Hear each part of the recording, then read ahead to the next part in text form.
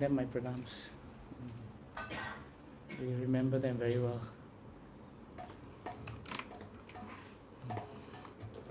So Hare Krishna to all the devotees. Thank you for coming together, and we're very happy to see everyone. Today is Ekadeshi, so it's doubly auspicious, isn't it? On top of it being Kartik Mass, so we're very happy.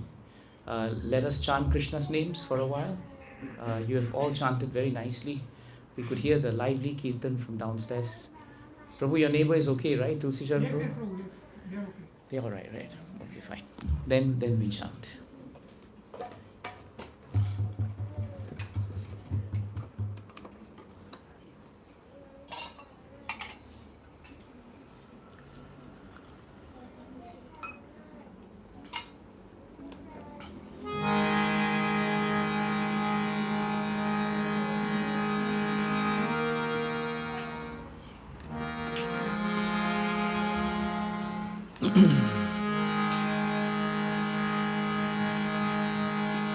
Jai Shri Harinam Sankirtan Yajna ki, Jai Shri Yashoda Damodara ji ki, Hare Krishna Hare Krishna,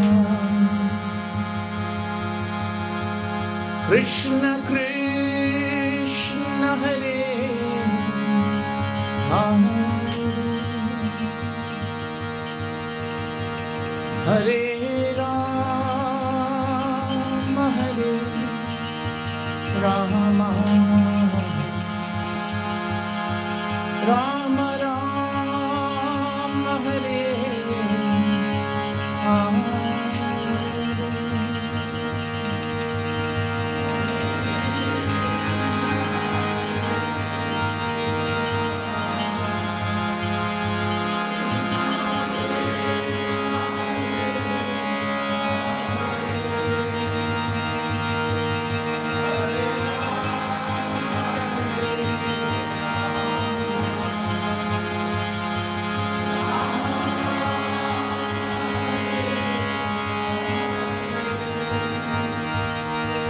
Hare Krishna, Krishna Krishna Hare Hare, Hare Rama Rama, Rama Rama Hare Hare.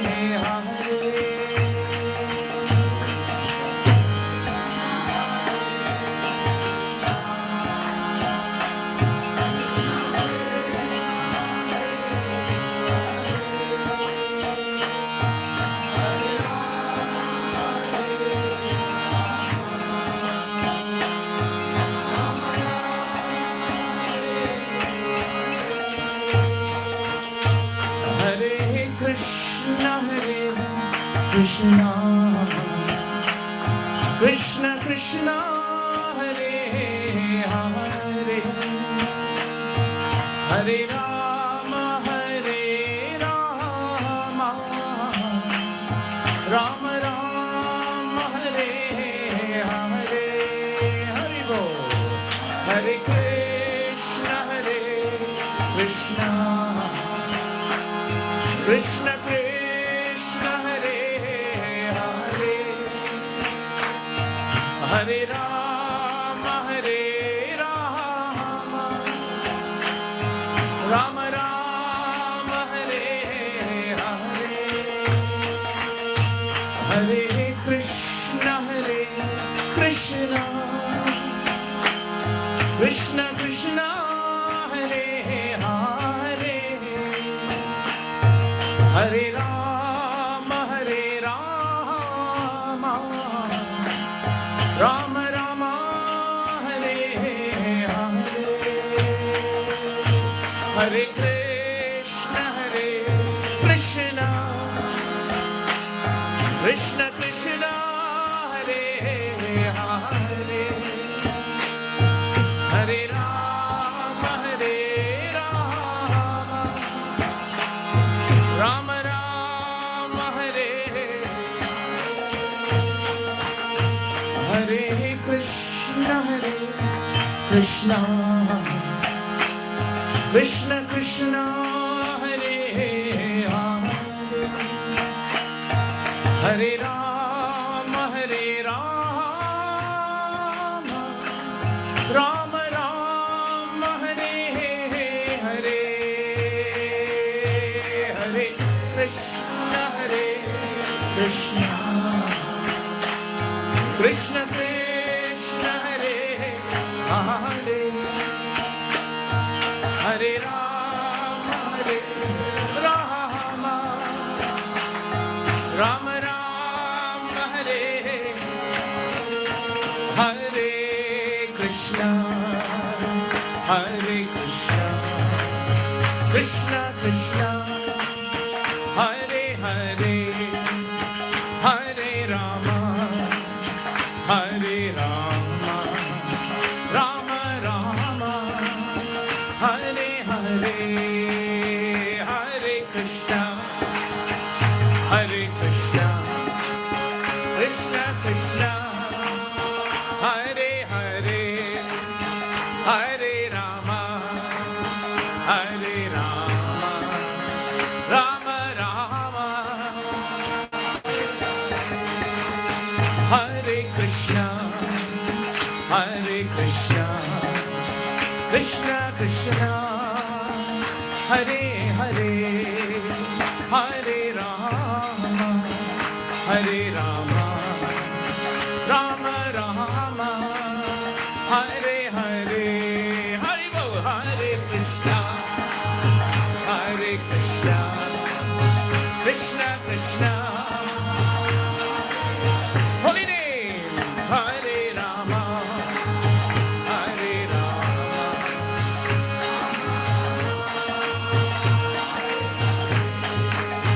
Hare Krishna, Hare Krishna, Krishna Krishna, Hare Hare, Hare Rama, Hare Rama, Rama Rama, Hare Hare, Hare Bol, Krishna, Hare Krishna, Krishna Krishna, Hare Hare, Hare Rama, Hare Rama,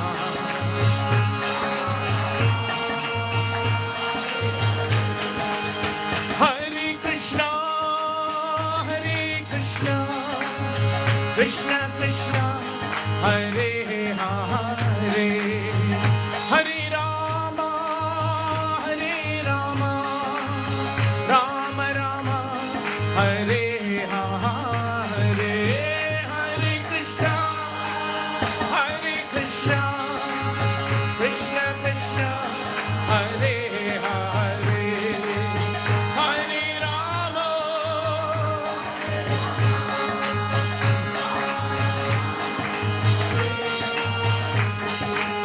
Hare Krishna, Hare Krishna, Krishna Krishna, Hare Hare, Hare Rama, Hare Rama, Rama Rama, Hare Hare, Hare Bol.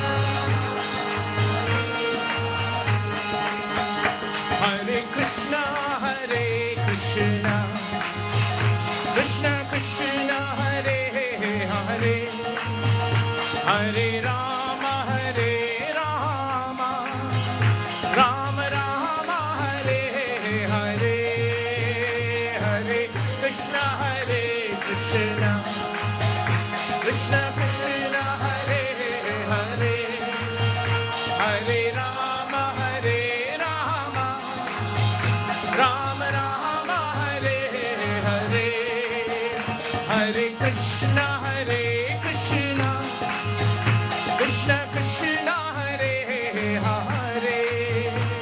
Hare Rama, Hare Rama, Rama Rama, Hare Hare,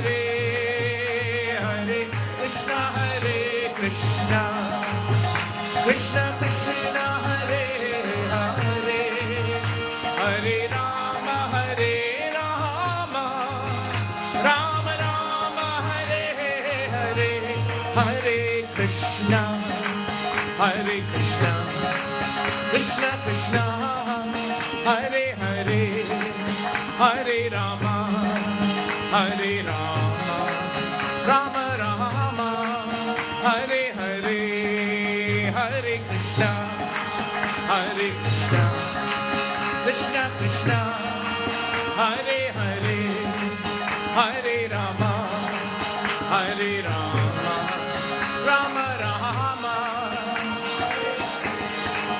Hare Krishna,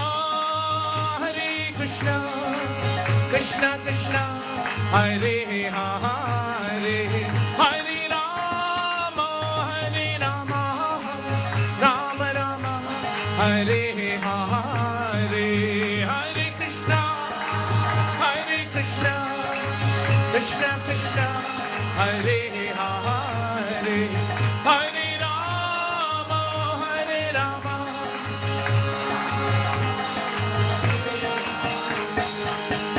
Hare Krishna,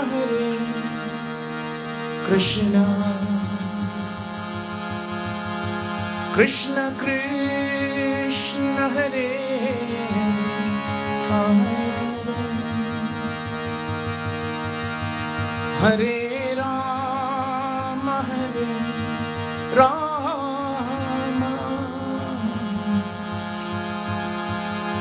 Rama Rama, Hare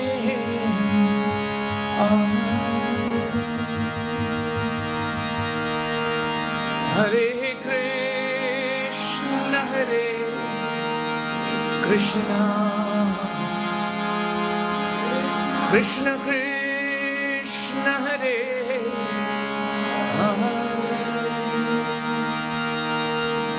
Hare Rama,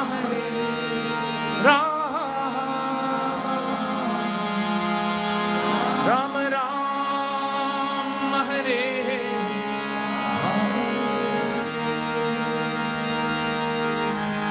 Jai Shri Shri Yashoda Damodara Ji ki.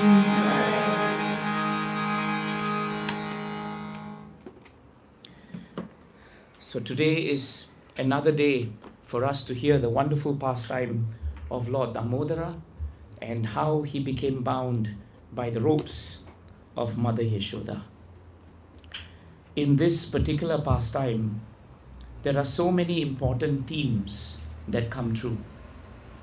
And every time we look at this beautiful pastime, we can realize that actually by Krishna's mercy, we can come to understand so many points of devotional service just by remembering this Leela. On the morning of Diwali, because that's when the Leela happens, Mother Yashoda woke up, and when she woke up, she took a bath, she dressed herself very nicely, and she did this because she wanted to please Krishna. Her dressing up for Krishna was a very valuable part of her devotional service. It was not a symbol of her vanity. It was more an offering to Krishna. Rite ritam yat pratiyeta na pratiyeta chatmani tad vidvan atmano mayam yatha bhaso yatha tamaha. This Chatushloka in Srimad Bhagavatam 2.9.35, Krishna says in the Bhagavad Gita, in Bhagavatam, in that shloka to Brahma, that whatever in this world which is valuable, if it is not connected to me, then it has no value. Then what happens is, instead of elevating your consciousness, it actually drags your consciousness back into the material world. So this is a very important principle to live by. Whatever actions that we take, we should think many times about whether that action is going to please Krishna and whether the actions will please his devotees. If we can manage our lives in that way, then our lives become sublime. But if we don't do that, and devotional service becomes a form of sense gratification, where we want to come because we want to enjoy with our senses, but factually speaking, we are not prepared to labor, not prepared to endeavor, not prepared to sacrifice for a higher cause, then that challenge of actually becoming peaceful in devotional service will elude us. This is a very important point. Sometimes we may be coming and practicing bhakti for many, many years, but there is no satisfaction in the heart, and there is no peace in the heart. There is no bliss when we want to chant. We are always anxious, anxious, anxious. Why should we be so anxious about the material things in the world if we really had full faith in Krishna? Think about it. If we really had faith that Krishna is the controller of everything, why should there be so much of anxiety? The anxiety is there, Bhagavatam says, because we think that we are the doers. And the moment we think we are the doers, we think we can control an outcome. So therefore we are anxious about it. We try to think this way, we try to think that way, and we are always speculating. What happens if this happens? What happens if that happens? But for devotees like Mother Yashoda in Vrindavan, they had no concept of anxiety. Their anxiety was, how can I serve Krishna? So anxiety was there, but that mood of serving Krishna is actually the mood that elevates one from material anxiety. So devotees may have spiritual anxiety. Okay, we're going to organize a program. Now I got to get this ready, get ready. Tulsi Charan Prabhu, must have been anxiety because he was getting everything ready. But and that anxiety doesn't yatha baso yatha tamaha. It doesn't drag him down. It elevates his consciousness. That's the difference. But when we start thinking of material things and we become dragged down by them, then it becomes difficult. Why this point is brought up? Because Mother Yashoda did everything in her life in such a way that she always was thinking of, is this action going to please Krishna? Will this action benefit Krishna? That's how she thought. So for her, Krishna was the center of everything. Krishna was the fulcrum for everything. Krishna was the platform on which she did all her activities. This is a very important point. That's why in Bhagavad Gita, it is stated very nicely that the devotee who is in very pure consciousness, he is known as Vishuddhatma. Vishuddhatma. And how does he perform his actions? Yoga yukto Vishuddhatma, Vijitatma Jitendriya. In 5.7 of Bhagavad Gita, Krishna tells to Arjuna that a devotee who's always in the consciousness of working for the Lord, his work is yoga yukto. Yoga yukto means he's performing yoga, but not the yoga that we know today. That yoga is just for our body. But this yoga is the engagement of his senses in trying to remember Krishna. So Mother Yashoda, yoga yukto. When she woke up in the morning, she dressed herself up, and then immediately she saw all her maidservants were busy. So she took up the churning rod and she started churning butter. And that's all she did, because she knew that the first thing Krishna would want when he woke up would be to eat butter. So that was Mother Yashoda's first job. And she did that because she wanted to genuinely please Krishna. So yoga yukto Vishuddhatma, a devotee who actually is engaging all his senses. Vijitatma Jitendriya. Indriya means senses. He then is able to conquer his senses because he is engaging his senses in Krishna. So always remember, you can conquer your senses when you engage your senses, but it must be engaged for the service of Krishna. Then you conquer your senses. And what is the result of conquering your senses? The result is shown by Yashoda Maya as she was churning butter. Bhagavatam tells us as she was churning butter, she had a smile on her face. But churning butter is a laborious task. It requires a lot of strength and energy. It's not easy. But despite that, Mother Yashoda was smiling, because in her mind and her heart, she was thinking of all the childhood pastimes of Krishna. She was thinking, Krishna did this yesterday, Krishna did this today. And in that way, even though she was in the kitchen, so to speak, and she was doing all the menial work or household duties, the household duties were elevated to spiritual activities. We may all be in the temple and we may be doing what appears to be spiritual activities. But if our intention and our mind is material and elsewhere, that so-called spiritual activity has degraded into material consciousness. You see the difference? So therefore, it is not time, place and circumstances that matter to Krishna. It is your consciousness that matters to Krishna. And that is why Bhagavatam, Yoga Yukto Vishuddhatma, Vijitatma Jitendriyaha, Sarva Bhutatma Bhutatma. Such a living soul is dear to everyone. Every living entity loves such people because they don't live for themselves. They live for Krishna and they live to serve others. And because they are like that, they are known as Lipyan Apina Lipyate. In other words, they are not touched by this material world. They are not touched by this. Na Lipyate. They are not touched by the material world. So Mother Yashoda performed an ordinary activity, but it was extraordinary because it was spiritual. And so she remembered the childhood pastimes of Krishna, and she started composing songs remembering Krishna. So Mother Yashoda was very expert. She could compose songs. We may not be able to be composers of songs, but we don't have to. Krishna is so kind. He's given us Hare Krishna, Krishna Krishna, Hare Hare, Hare Rama, Rama Rama, Hare. So no need to compose, just we have to chant. So if you're in the kitchen, you chant Krishna's names. When you come out and do something, you chant Krishna's names. As you get into the bus, you chant Krishna's names. Chanting becomes as automatic as breathing. It is possible, but it requires endeavor. It requires a certain level of austerity. But in this world, can you get anything valuable, even in the material world, without hard work, without austerity? No money from the bank is going to fall on your head. You have to work hard. Then the money will come. And sometimes in material world, you can work very hard, and even then money will not come. But in the spiritual world, it's different. If you work hard, ye yatha mam prapadyante, Krishna will always reciprocate your surrender. He will always, ye yatha mam prapadyante, tam stataiva bhajami aham.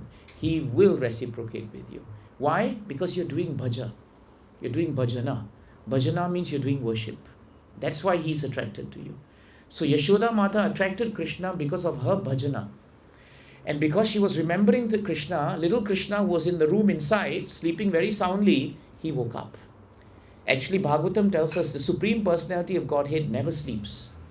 The Supreme Personality of Godhead is never sleeping. He's always awake. And he's always alert to all the living entities. So the moment he knew in his heart that Mother Yashoda was so absorbed in love for him, he immediately felt compelled to come and reciprocate. So he came out, and when he came out, he stopped Mother Yashoda from churning by putting his hand on the rod. He was very young, he couldn't speak so well, but he put his hand on the rod. That means the signal is stop your churning. So Mother Yashoda obeyed Krishna. This is the greatness of love. When we love someone, we are ready to be subservient to them. Isn't it true? How many times mothers, you may have to discipline your children, but how many times out of love you have become subservient to them? You have. All these people, they know how to melt your hearts. They know the trick, you see. And that is why even in Krishna consciousness, you find that devotees have the ability to attract Krishna. They have the ability to steal Krishna's heart. And that's what Mother Yashoda did. So Mother Yashoda was churning, and Krishna came out, stopped her from churning butter, and immediately after that, he indicated to her that he wanted to drink milk. So Mother Yashoda put him on her lap, and she started feeding him. And Bhagavatam says she fed him so wonderfully. She had such a smile on her face because she was so happy. And Krishna smiled back at her. It was a wonderful exchange until Mother Yashoda realized that she could sense that the pot of milk she had put on the stove was becoming hot, heated, and would threaten to boil. So Mother Yashoda was thinking to herself, I must save the pot of milk. What is the consideration there? I saved the pot of milk not because I want to drink it. I have to save it because it's for Krishna. It is for Krishna. So please remember one thing. Whenever we want to perform an action, you must be guided by whether it will please Krishna or not. You must. The more you make this a habit, the more you become a devotee. I give you a very simple example in the Leela of Chaitanya Mahaprabhu, who is not different from Krishna. After the Rath Yatra in Puri, Chaitanya Mahaprabhu and his followers came to Srivas Thakur's house. And when they came there, he wanted to rest. So Mahaprabhu was so tired after ecstatic dancing that he just came to the room, like where Mataji is sitting, that room there. And what he did was he just lay down right at the entrance of the room. And as he lay down that way, Govinda, his servant, sat on this side. And he told Govinda, massage my feet, massage my body because I'm very tired. And Govinda said, my Lord, I cannot cross over you. If I cross over you, I will go to hell. And Mahaprabhu replied, it doesn't matter. You just come and you just squeeze and massage my body. And so Govinda then decided, let me cross over Mahaprabhu. You know, it is etiquette that we never cross over someone because Krishna is in our hearts and it's not correct to cross over. We don't even cross over people's feet. We put our hands there and we just walk, isn't it? But Govinda crossed over. And after crossing over, Mahaprabhu told him, after you have finished massaging me for about half an hour, 45 minutes, you go out and you have your prasadam. And then you take rest. 1 hour later, Mahaprabhu woke up. And to his surprise, Govinda was still next to him on that side. Mahaprabhu said, why didn't you cross over to go back? After all, you crossed me the first time, cross me the second time. What's the problem? But Govinda became silent and he did not say anything. But in his heart, he knew exactly why he did that. But because Mahaprabhu is the Supreme Lord and he's also in the heart of every living entity, Mahaprabhu started smiling in ecstasy because he relished the fact of how wonderful and mature was the devotional service of Govinda. Govinda crossed over Mahaprabhu and he was prepared to go to hell for that, just so that he can perform his service to Mahaprabhu unimpeded. It didn't matter what happened after him after that, but no impediment should come between the devotee and the Lord. But when the Lord told him to cross over the next time and have prasadam, Govinda refused to cross. Why? Because the next time he would go, he would be going to fill up his belly. It would not be for the pleasure of Krishna. So he sat exactly where he was and he didn't move.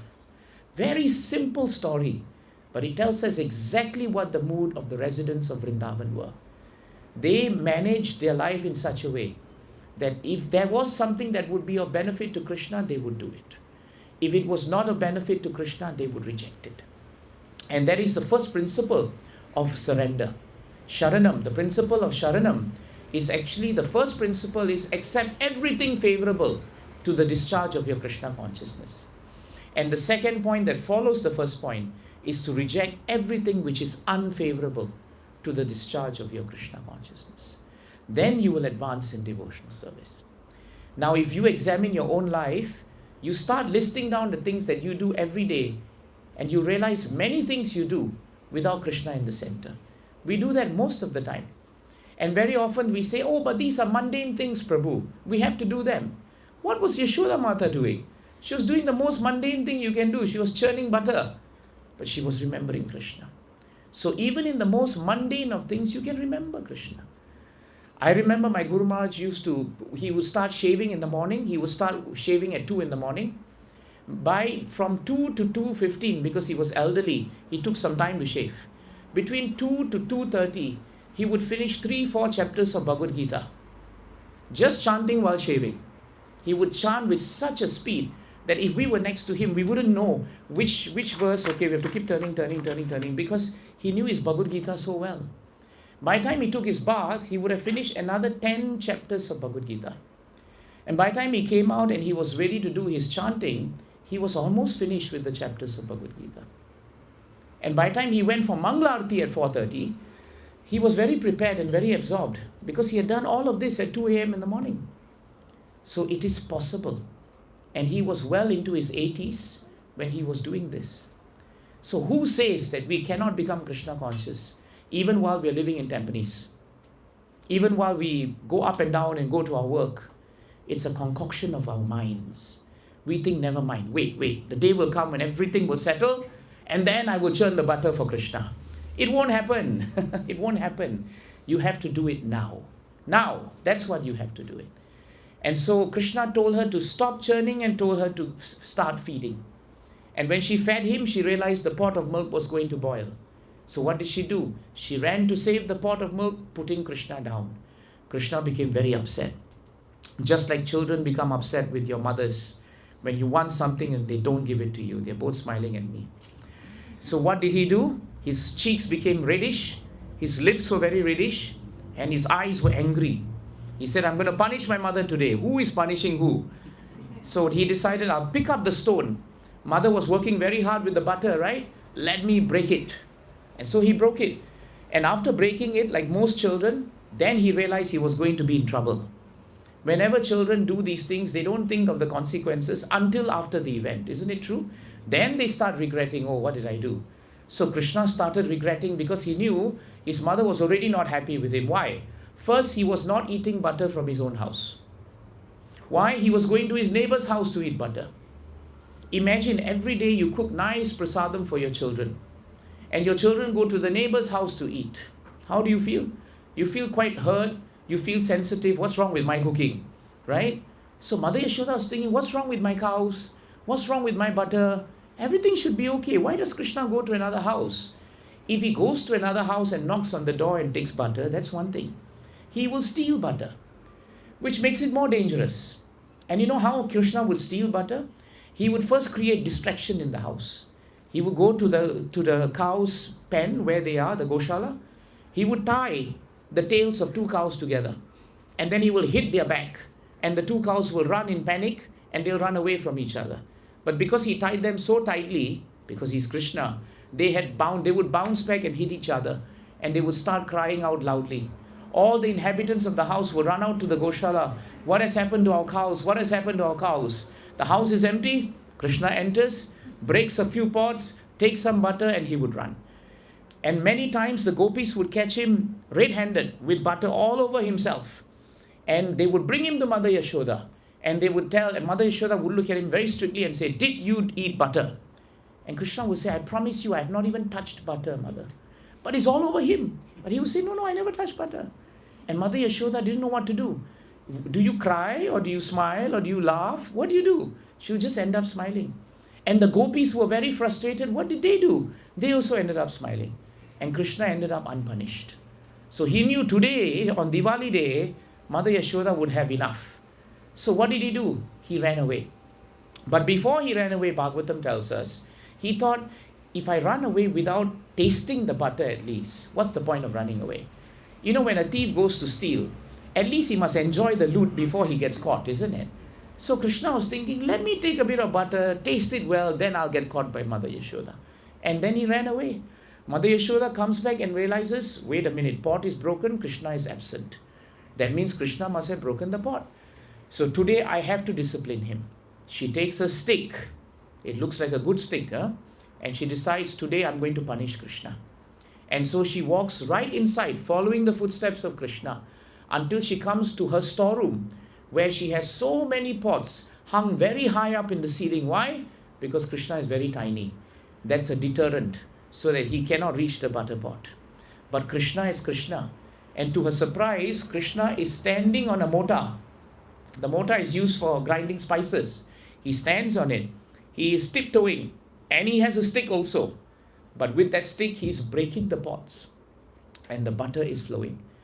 Mother Yashoda was thinking, Krishna is too much. He broke the pot there and he ran here.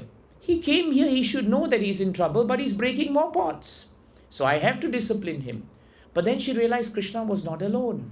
Krishna was with the monkeys of Vrindavan. So many of them were there. And that's why Krishna was generously breaking so many pots. And generously taking butter and feeding them preparations from the butter. And the monkeys were eating and slurping the butter. And there was butter everywhere. And Krishna was very happy. And the monkeys were very happy. Mother Yashoda was standing and watching. Have you all done that, parents? When you have caught your child in mischief, but you just wait for the right moment? That's what Mother Yashoda was doing. And at that point of time, Mother Yashoda could not realize that the monkeys of Vrindavan were actually great devotees of the Lord. They had taken the form of monkeys because in previous life, they were actually the great Vanaras who served Lord Ram to kill Ravana. Lord Ram did not forget the great service the monkeys had done. And so he asked them, if you want anything from me, I will give it to you. The monkeys never asked for wives or houses or children or property or bank balance. They didn't even ask for anything. They said, Lord Ram, if you come back again, let us come back again to serve you. That's all we want. Again, we go back to this point of yoga yukto vishuddhatma. A pure soul always is engaged somehow or another in serving Krishna. That should be our prayer. The prayer of the monkey is so touching to the heart, because they said, if you come back again in my next life, let me also come back to serve you. That is the mood. Otherwise, normally, the yogis, the mystics, the impersonalists, you know what their prayer is to Krishna? Krishna, kindly liberate me from this material existence. That is their prayer. Their prayer is they want to come out of this material cycle of birth and death.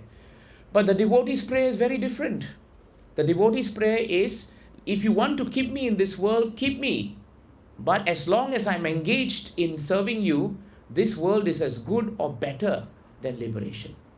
What is the point of going to Swargaloka and enjoying material enjoyment, and after a few thousand years you are relegated back to this earth? What is the point? So a devotee doesn't care where they are. As long as they are engaged, that is enough. That is enough. And so Mother Yashoda did not understand this great exchange. But actually Krishna was fulfilling his promise as Lord Ram millions of years ago in Treta Yuga, so that his devotee, whatever his devotee wishes, Krishna always fulfills. Please remember that. So you may ask me a question. I have many wishes. Krishna hasn't fulfilled them. I am a devotee. So what's happening? Why? Why is Krishna not fulfilling our desires? Because our desires in Bhagavatam 6.16.34 purport, our desires are considered to be desires that do not bring us actual happiness. They are known as desires guided by lust, desires guided by material hankering, and desires which are material. These desires Krishna has no interest in fulfilling. Why does he want to implicate you more in material life? He will not. That's why everybody goes to Devatas, because they think if I go to a Devata, he will give me something material. But they don't understand, even to give that something material, Devata has to get sanction from Krishna. So might as well you come to Krishna. Akama sarva kamova, moksha kama udaridihi. Whether you are ready to leave this world without desires, or whether you are ready to live in this world with desires, or you have no desires, in any situation, tivrena bhakti yogena, you please go to Krishna. So when the gopis were upset, they went to Krishna. When the residents of Vrindavan were in danger because Indra was pouring rains, they ran to Krishna. At every junction of life, they turned to Krishna. But they never expected anything from Krishna. Their expectation was, Krishna, just going to you for protection is by itself perfect. It's a very important point. A devotee doesn't expect that Krishna must protect him. A devotee only knows that Krishna is my source of protection. Then the devotee surrenders. You do with me as you please, but you are the only source of my surrender.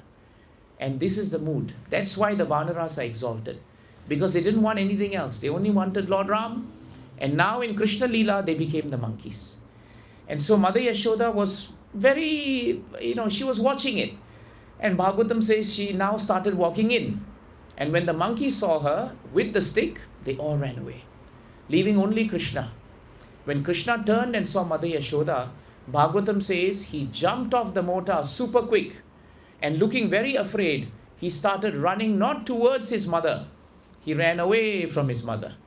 And Mother Yashoda decided, let me catch this boy. This is too much already. Mother Yashoda was thinking, such a small boy. Krishna must have been about this size, maybe a little smaller. What's the problem in catching him? No problems. So Mother Yashoda was about to catch Krishna, but Krishna was a feet away. About to catch Krishna, but Krishna was running. And all the time when Krishna was running, he was not smiling. He was fearful of his mother. Mother Yashoda ran and ran and ran. Half of Diwali was gone, and she was still running. And she was thinking, what kind of Diwali is this? In the morning, I was churning. Then after that, I had to run to see him because he stole butter. Now I'm chasing after him, but I still cannot catch him. And finally, Mother Yashoda surrendered to Krishna. And she said, Krishna, please stop so I can actually catch you. I don't know whether you've done that with your children. Stop, I need to catch you. They won't stop. But Krishna stops, right? Krishna decided that Mother Yashoda had labored so much, and therefore he gave her mercy. And the Supreme Personality of Godhead, who cannot be caught by yogis, cannot be caught by mystics, cannot be caught by impersonalists, cannot be caught by the material living entities, cannot be caught by the demons, was caught by a simple housewife from Vrindavan. And that's Yashoda Mata. How great must her devotion be that she could capture Krishna. And when she captured Krishna, Mother Yashoda's heart melted because she saw that Krishna was not happy with her. In fact, he was very fearful of her. He expressed bhaya. He had so much fear. And Bhagavatam tells us that the mood of fear doesn't exist in the spiritual world actually. If you think about it, all the residents of Vrindavan, even if they exhibited fear, they always replace fear with faith that Krishna is there. When the Gopas entered the mouth of Aghasur, that snake demon, you know what was their conversation before that? They said, this is a big, big cave. Then they said, no, it's a snake. Let us enter. Then they said, but what happens if we are caught? Why are we worried? Krishna is here. So they entered. And who became worried? Krishna became worried. Oh my God, they entered now. I have to save them. This is how it was. So residents of Vrindavan, in actuality, they never really worried. Because they always knew that Krishna Mahabaho, Bhaktanam Abhayankaraha, Tvam Meko Dayamananam, Apavargosi Samstritehe. Krishna is the mighty armed. He is the one who instills fearlessness. And yet the same personality who instilled fearlessness in everyone was fearful of Mother Yashoda. Do you understand how appreciating, how amazing this is? Why? Because of Mother Yashoda's love. And so he started crying. And all the kajal and mascara that he had also started pouring. He scratched his eyes more and his whole face was covered by the ointment. His what do you call this? The one on the chest? Armlets, is it? And anklets and shark-shaped earrings. All of these were shaking because he was crying. But when Mother Yashoda saw that, she thought, better I put the stick down. No beating, no disciplining today. But the boy has to keep still, isn't it? So she said, Krishna, stand still. I'm going to tie you now to the mota. I suppose this was a standard punishment in Vrindavan. I don't know whether any children here have been tied. Have you been tied up? You're smiling. Oh, that means you have, is it? Okay. Vallabh, have your parents tied you up? Have you tied them up? Don't bluff. And what about the girl there, this yogi keeping very quiet? Have your parents tied you up? No, but you have tied them up, right? Many times. So today we don't do that, fortunately, I think. But Krishna in Vrindavan, Mother Yashoda said, let me tie this boy. He's too restless. He'll run everywhere. I can't do anything on Diwali, so let me tie him. So she took the ropes and tried to tie Krishna, but she could not. It was 2 fingers short. She took more ropes and more ropes and more ropes. She took ropes from her neighbors. They all came to see the spectacle because Mother Yashoda could not tie Krishna. And it's the same principle as catching Krishna. Do we really think we can tie down our Creator? Can we really tie down the origin of all material and spiritual worlds? We cannot. He's beyond our range. Ishvara Prakate Param. He's beyond our range of perception. But Mother Yashoda was a surrendered soul. And in her heart as a mother, in her rasa as a mother, she thought only of Krishna as her son. She never saw him as Supreme Lord. She did not see him as this beautiful form of their lordships that are here today. She never saw him that way. She never thought Krishna will protect her. She always thought Krishna needs protection. That's what she thought. It wasn't a sentimental feeling, Prabhus and Matajis. Please, after this, don't walk around. Krishna, I'll protect you, don't worry. We are not there. We are very, very sentimental if we think that way. Right? Sometimes we think, we have the right and the adhikar. I can just speak to Krishna anytime. You don't. You think you do, but you don't. And that's why you cannot get rid of all your material challenges. That's why after that also, you are not peaceful. Because it is a sentiment. It is not devotion. So do not mistake the love and the devotion of the residents of Vrindavan with the ordinary sentimentality that we have towards God. Do not think that way. Very important. Whoever you are, we must become humble in the face of this point and realize we do not have an iota of rasa the way Mother Yashoda has. We don't. We should pray to Krishna that we approach him in the right way. And we must acknowledge, Krishna, sometimes I am too familiar with you. I seek your forgiveness. That is the mood in which you progress in Krishna consciousness. Otherwise, you're just swimming in sentiment. Don't do that. Srila Prabhupada warned us about that. Our acharyas warn us about that. Please don't destroy your devotional service, right? That's why in Vrindavan you have people known as sahajiyas. They dress up like gopis and they run around the trees. They do rasa dance and they think that this is actually bhakti. It's not. It is all motivated by material lust. So do not degrade ourselves into that. And Mother Yashoda, because of her pure devotion, Krishna allowed himself to be bound. He allowed himself to be bound because the first inch of the rope actually belonged to Mother Yashoda. The first inch of the rope was her endeavor. Endeavor. And the second finger of her rope was Krishna's. That was his mercy. When mercy comes because of endeavor, what is the result? The result is a beautiful reciprocation between the Lord and his devotee. That is the result. And so Mother Yashoda became very happy and she became very pleased. And when that happened, she then went inside. But she did not realize one very important thing, Prabhus and Matajis. And that important thing is, you can bind Krishna for a while, but you cannot bind him forever. Because Krishna reserves the right to be Swarat. Aham bhakta paradino hi asvatantra iva dvija sadhubir grasta hridayo bhaktai bhakta janapriyaha. Krishna says to Durvasa Muni, many people think I'm independent, but actually, in the face of my devotees, I'm completely dependent on them. But then that doesn't mean Krishna doesn't have independence. And the moment Mother Yashoda left, Krishna said, I must now fulfill the desire of another devotee. And at that point of time, Parikshit Maharaj stops and the chapter in Krishna book ends. Next chapter, Shukadeva Goswami stops. And in the next chapter, Parikshit Maharaj says to Shukadeva Goswami, I want to know who is that devotee and I want to know why that devotee's promise must be fulfilled. And in that previous chapter, Parikshit Maharaj was told by Shukadeva Goswami that Krishna will now deliver Manigriva and Nalakuvera. And so in the next chapter, Parikshit Maharaj asked Shukadeva Goswami, who are these two people, Manigriva and Nalakuvera? Who are they?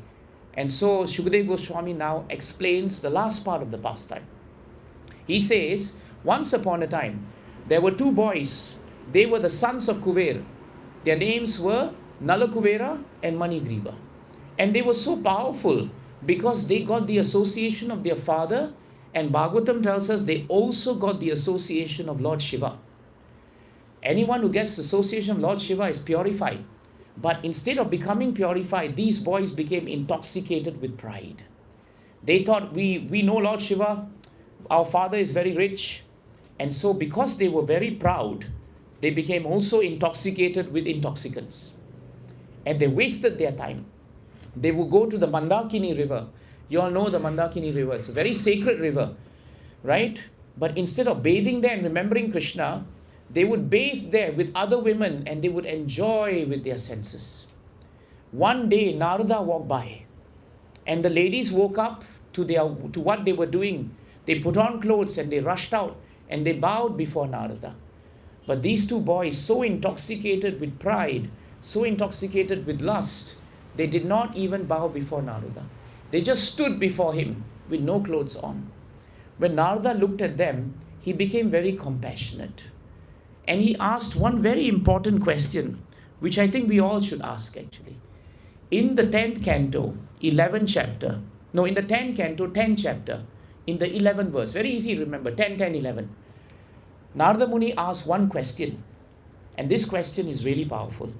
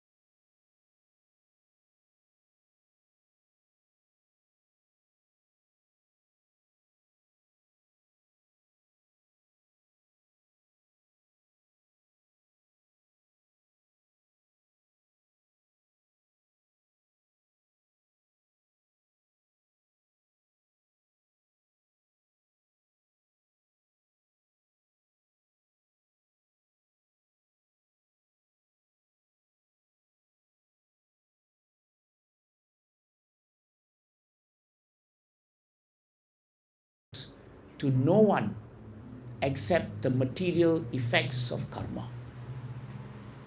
In other words, the sins of this body will consume this body. What a powerful statement. The sins of this body will consume this body. And so when Narada said that, he would say many things, but that point is very important.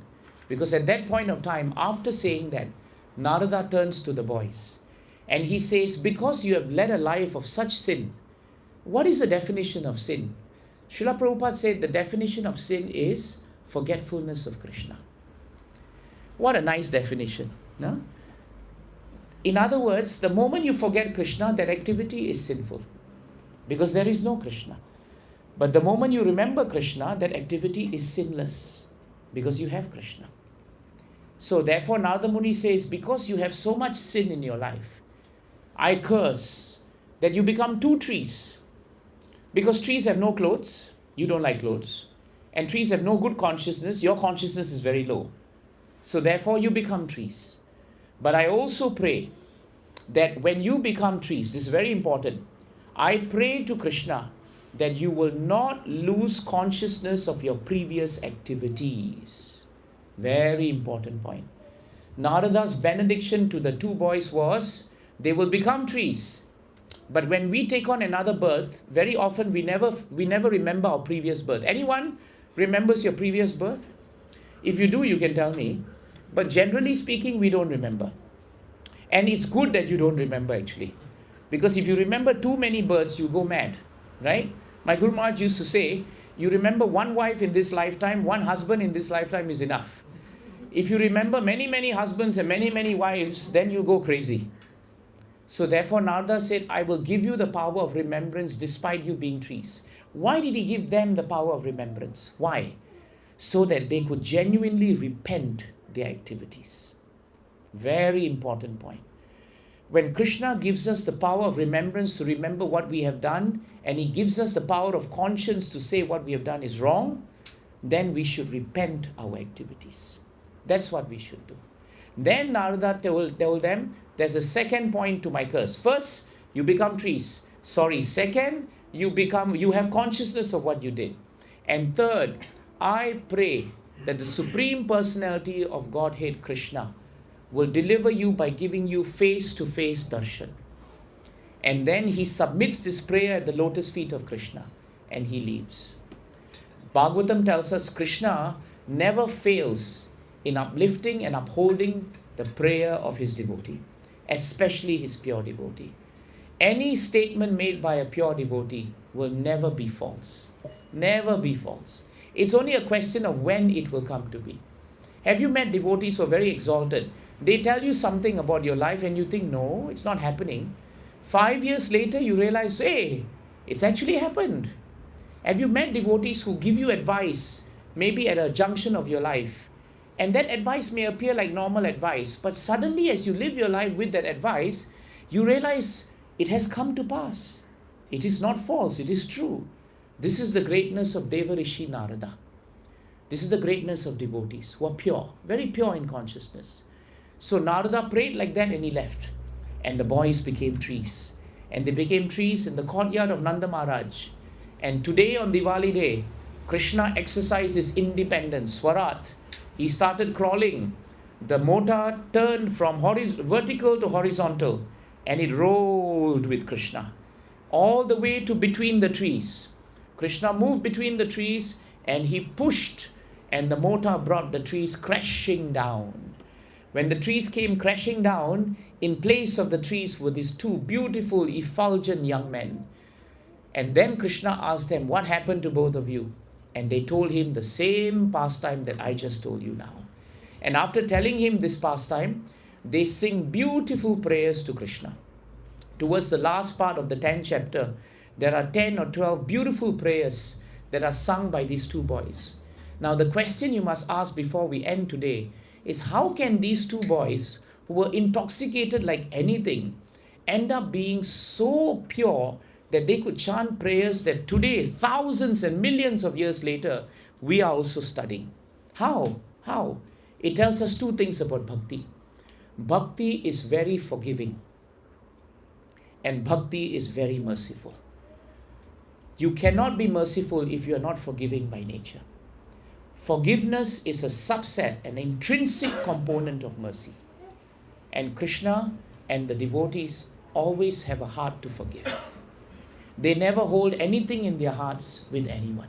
You know why they don't hold anything in their hearts? Because their hearts are only meant for Krishna. The moment you hold any dirt there, why should Krishna stay? He will leave. So devotees are very, very careful to keep their hearts pure so that Krishna is there, safe and happy. Very important. And so the second point why these two boys could actually chant these prayers is because for 100 years of the Devata's lifespan, that's the calculation here, for 100 years of their lifespan, they repented. They repented.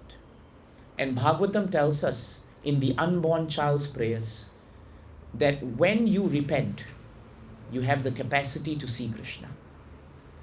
Therefore, even if we have done activities which we are not proud of, even if we have made mistakes in our devotional service, there is always the possibility of repentance. And the more genuine our repentance is, the more qualified we actually become. Jai Grantaraj Srimad Bhagavatam ki, Srila Prabhupada ki, Srila Gurudev ki. Very often when we chant this Leela, we concentrate so much on Mother Yashoda that we forget the beautiful pastime of Nala Kuvera and Manigriva also. So today I wanted to spend a bit more time on that, because that also gives us so many lessons actually. Mother Yashoda is so exalted that we cannot imitate her. But at least we can learn from these two boys who became intoxicated with pride, because we also have so much pride. But we can learn to repent. Janma Aishwarya Shruta Shribir, Edamana Madaha Puman, Naivarhati Abhidhatum Vai, Twam Kinchana Gochara. Kunti Mata prays, Krishna, those who have Janma, high birth, Aishwarya, lots of money, Shruta, they are very learned, Shribir, they are very good looking. In material world, if you have these four qualities, you're considered Mahabhagya. Very fortunate. They say good karma. He's good looking, educated, right? He has money and he comes from high birth. People will line up to marry him, or people will line up to marry her. But Kunti Mata says, in the spiritual world, that is a disqualification. Because you become Edamana Madaha Puman. You become intoxicated with pride when you have these four qualities. And you don't use them for Krishna. You know, unless you use money for Krishna, you are all right. You can't use your looks for Krishna. What are you going to do? Model for Krishna? You can't. You can only use bhakti for Krishna. So therefore, those who have these material qualities, we should be careful not to be distracted by them. And those who do that, they don't deserve Krishna. Naivarhati abhidhatum vai. They don't deserve Krishna. But Krishna is the property of the impoverished.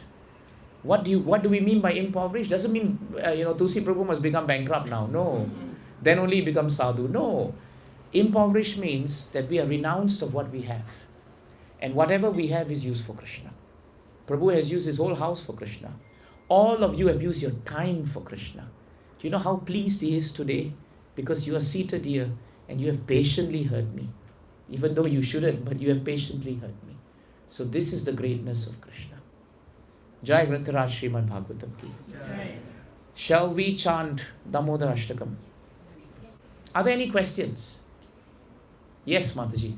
Prabhu, as you mentioned, your own sins will consume this body. Can you elaborate? Okay. Your own sins will consume your body. If you continuously do activities that do not please Krishna, you will realize that after a while your health will go. No matter how powerful a materialist is, finally health deteriorates and this body is consumed.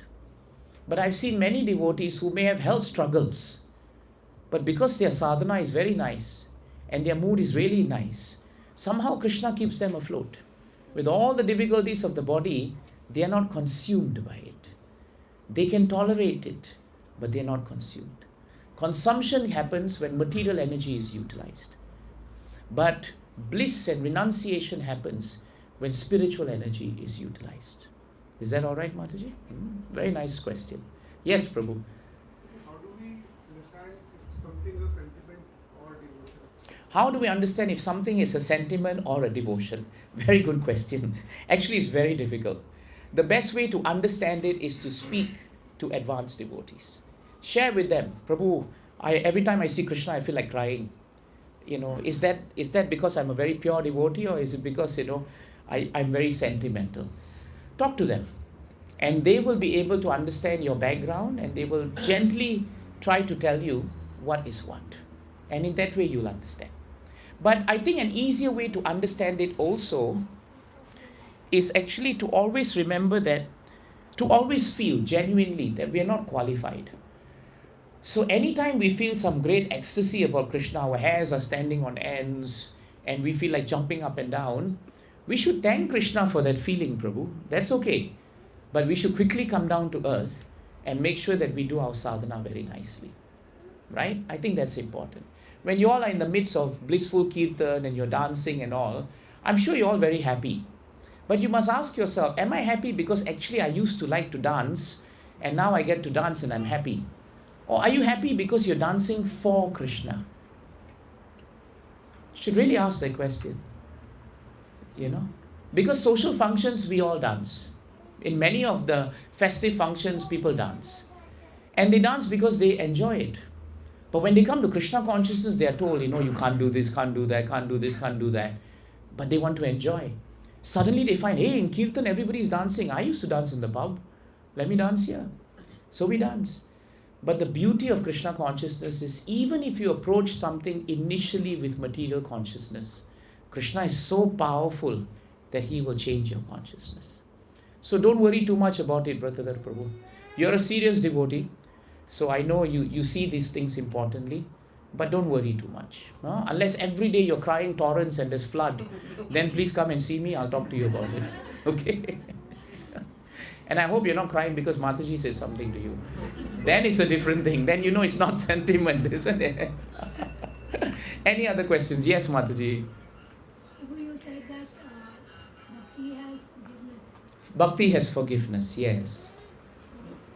Even if you have done things which are not right. Even if you have done things which are not right. Right? So, and if we sincerely pray and we sincerely chant and follow whatever is true, will those prayers actually purify us? Absolutely. Absolutely. If you chant with sincerity and dedication and conviction and sincere feeling that, Krishna, I've made so many mistakes, I don't want to. Give me the strength to come out of it. He will help you. No doubt about it, Mataji. It happens time and again. No one should feel bad about it. Krishna is the emblem of forgiveness. There is no end to his forgiveness. But even if Krishna is unhappy, the devotees will forgive. They will beg Krishna, Krishna, please, please forgive him. Krishna, Krishna, please forgive him. Prataparudra, the king, Chaitanya Mahaprabhu refused to see him. Nityananda Prabhu went to see him. Nityananda Prabhu was told, get out, don't talk to me about the king.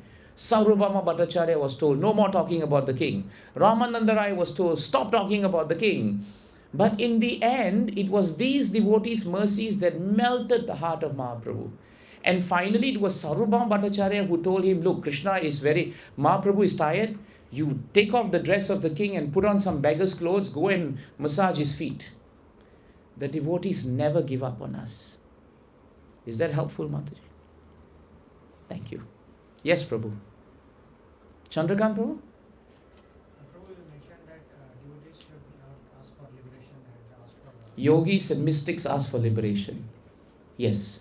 So, even if we don't ask for liberation and we again take birth as a devotee, Yes. but we are always caught with the material things. So, if the kala binds us with all those material things, how can we... Very good question. What Prabhu is saying is, we say now that the devotees don't mind coming back to this world if they can serve Krishna. But what happens if they come back and they get caught in the material world? Then what happens? Prabhu, if a devotee sincerely makes that prayer that he wants to come back to only serve Krishna, Krishna will create the situation in such a way that when that devotee comes back, that devotee will be protected from material nature. Krishna will do that. He will do that. Of course, if you tell Krishna, Krishna, I want to come back to serve you, but actually I don't mind enjoying a bit of matter, then of course Krishna will give you enjoyment too. Then you'll be slapped by Maya. But the pure devotees don't have that, you see. Is that helpful? So for a pure devotee, Vrindavan is right here if we can serve Krishna. Prabhu, you had one more. Yeah, sometimes when she was talking about it, Yes. we say this is right, this is wrong. Yes.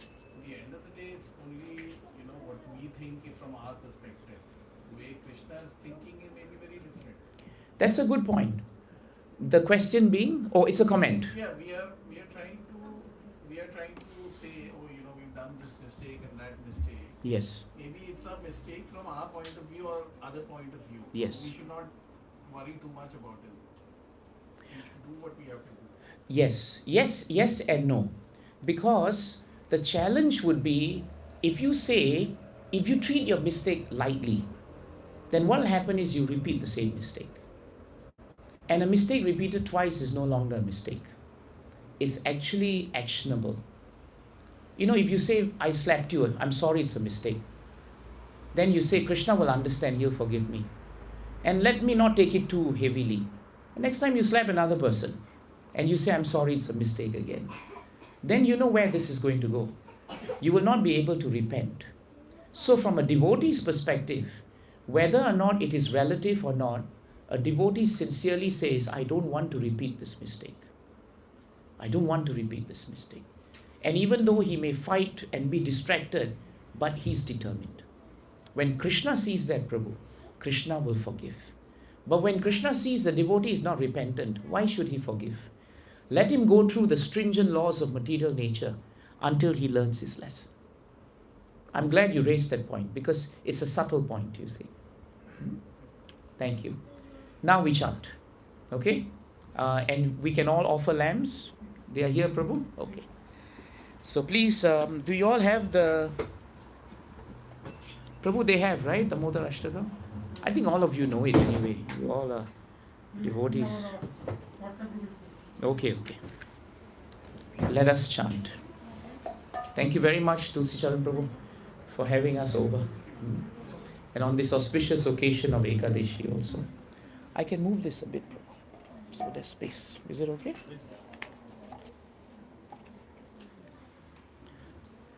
Jai Shri Shri Damodara Ashtakam ki.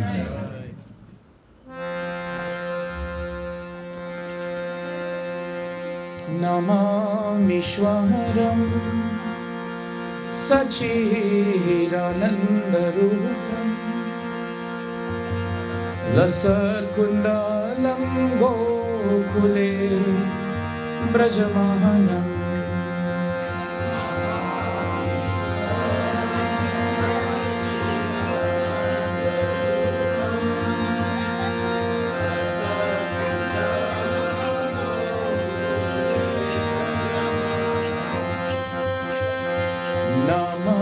Vishwaharam Sachidanandarupam Lasat Kundalam Gokule Brajamahanam Vishwaharam Sachidanandarupam Lasat Kundalam Gokule Brajamahanam Yasho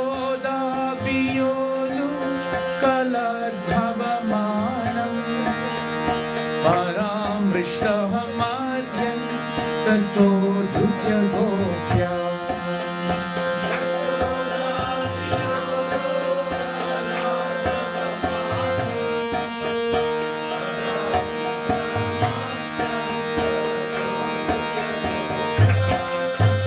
Rudantam Muhurnetra Yugmam Rijantam Parambojaha Yugme Nasatanganetram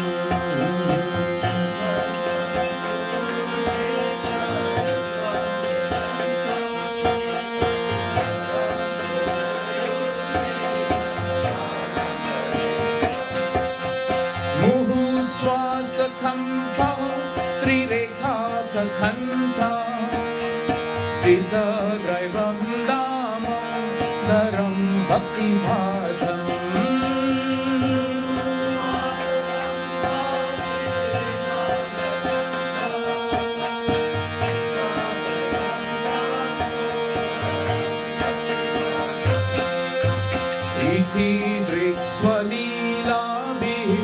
आनन्दकुन्दे स्वघोषं निमज्जन्तमख्यापयन्तम् जय दामोदर जी की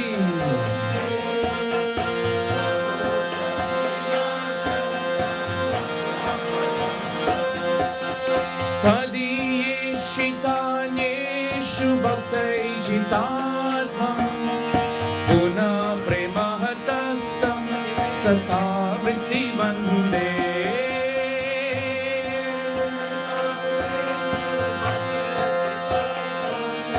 जय दामोदर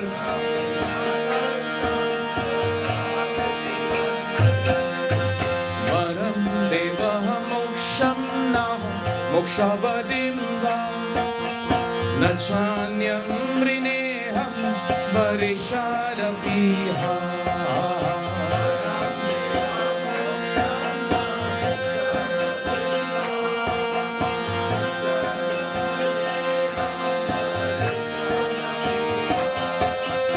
इदं देव पूर्णात गोपालबालं सदा मे मनस्य विरस्तां किमन्ये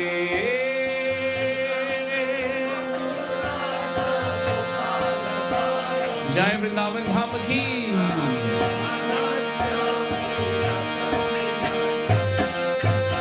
इदं ते मुखाम्बोजम् अद्यन्तनीलै वृतं कुन्तलैस्निग्धरक्तैश्च गोप्या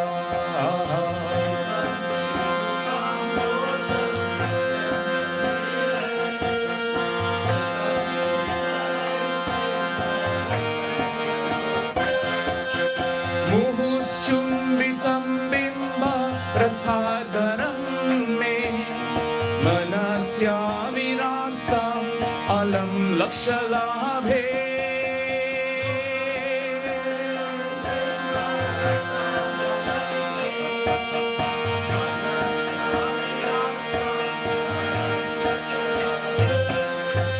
नमो देवः दामोदर अनन्त विष्णु प्रसीद प्रभो दुःखजलाब्धिमग्नम्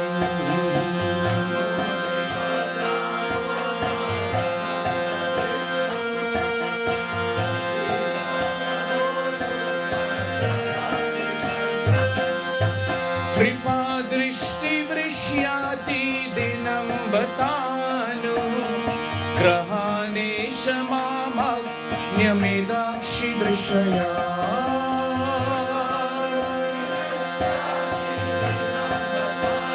जय श्री हरिनाम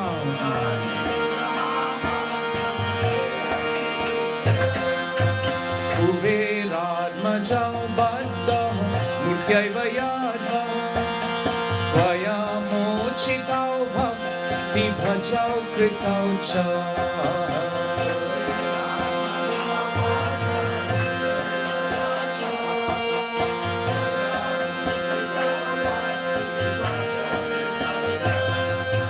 तथा प्रेम भक्तिं स्वखं मे प्रयच्छ न मोक्षे ग्रहो मे स्थिदामोदरेह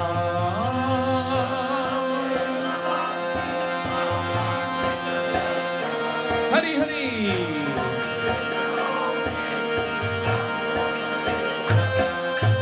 नमस्तेस्तु धाम्ने स्फुरदीप्तिधाम्ने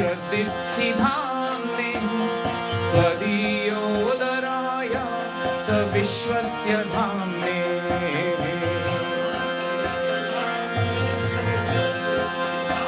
हरि हरि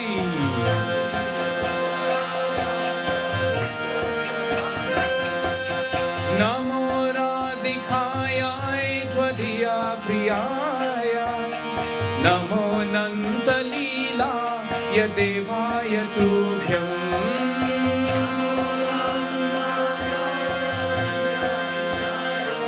श्रीमती राधा रानी की नमो राधिकायाय त्वदीया प्रियाय नमो नन्दलीलाय देवाय तुभ्यम्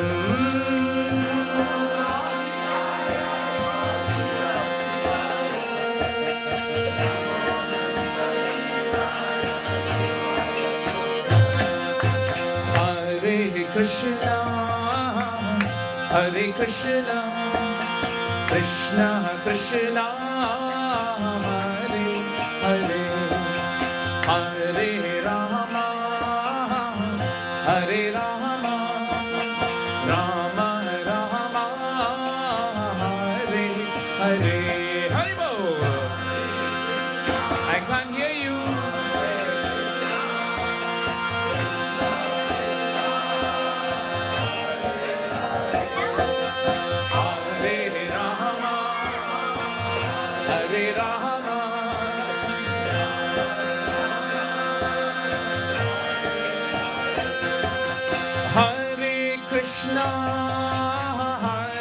Krishna, Krishna Krishna, Hare Hare, Hare Rama, Hare Rama, Rama Rama, Hare Hare, Hare Krishna, Hare Krishna, Krishna Krishna, Hare Hare, Hare Rama, Hare Rama, Rama Rama, Hare Hare, Hare Krishna, Hare Krishna, Krishna Krishna, Hare Hare, Hare Rama, Hare Rama, Rama Rama,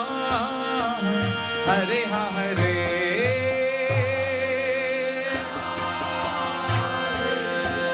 Krishna, Haribo.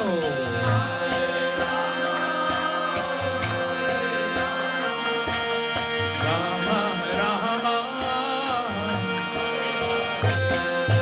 Hare Krishna, Hare Krishna, Krishna Krishna, Hare Hare, Hare Rama, Hare Rama, Rama Rama, Hare Hare. Haribo. Hare Krishna, Hare Krishna, Krishna Krishna, Hare Hare, Hare Rama, Hare Rama, Rama Rama,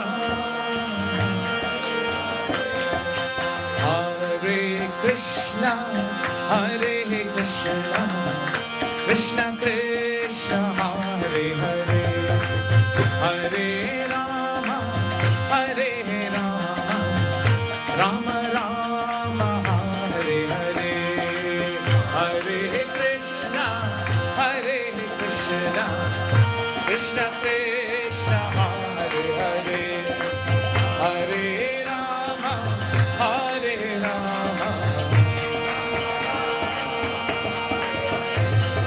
Hare Krishna, Hare Krishna, Krishna Krishna, Hare Hare, Hare Rama, Hare Rama, Rama Rama, Hare Hare, Hare Krishna, Hare Krishna, Krishna Krishna, Hare Hare, Hare Rama, Hare Rama, Rama Rama, Hare Hare, Hare Krishna, Hare Krishna, Krishna Krishna, Hare Hare, Hare Rama, Hare Rama, Rama Rama, Hare Hare, Hare Krishna, Hare Krishna, Krishna Krishna, Hare Hare, Hare Rama, Hare Rama, Hare Krishna, Hare Krishna, Krishna Krishna Hare Hare, Hare Rama Hare Rama, Rama Rama Hare Hare, Hare Krishna Hare Krishna, Krishna Krishna Hare Hare, Hare Rama Hare Rama, Rama Rama Hare Hare, Hare Krishna Hare Krishna, Krishna Krishna Hare Hare, Hare Rama Hare Rama, Rama Rama Hare Hare, Hare Bol, Hare Krishna Hare Krishna, Krishna Krishna Hare Hare, Hare Rama Hare Rama, Hare Krishna Hare Krishna, Krishna Krishna Hare Hare, Hare Rama Hare Rama, Rama Rama Hare Hare, Hare Bol, Krishna Hare Krishna, Krishna Krishna Hare Hare, holy name, Rama Hare Rama, Rama Rama, Jaya Yashoda Damodara, Yashoda Damodara, Yashoda Damodara, Yashoda Damodara.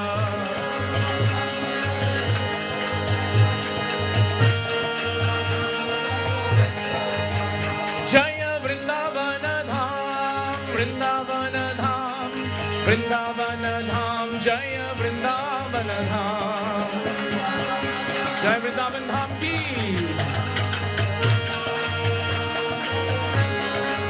Jaya Giri Govardhan, Giri Govardhan, Giri Govardhan, Jaya Giri Govardhan.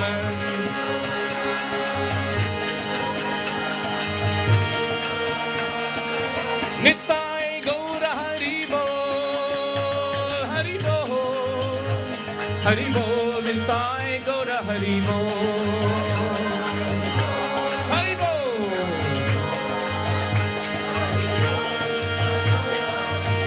Jaya Jaya Prabhupada, Prabhupada, Prabhupada, Jaya Jaya Prabhupada.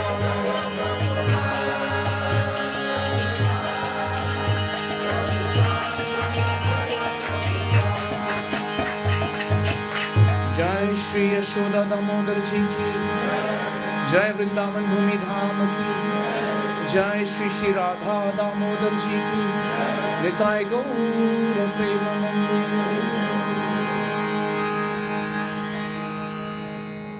जय श्री देवकीनंदन प्रभु की Jai Shri Prabhupada ki.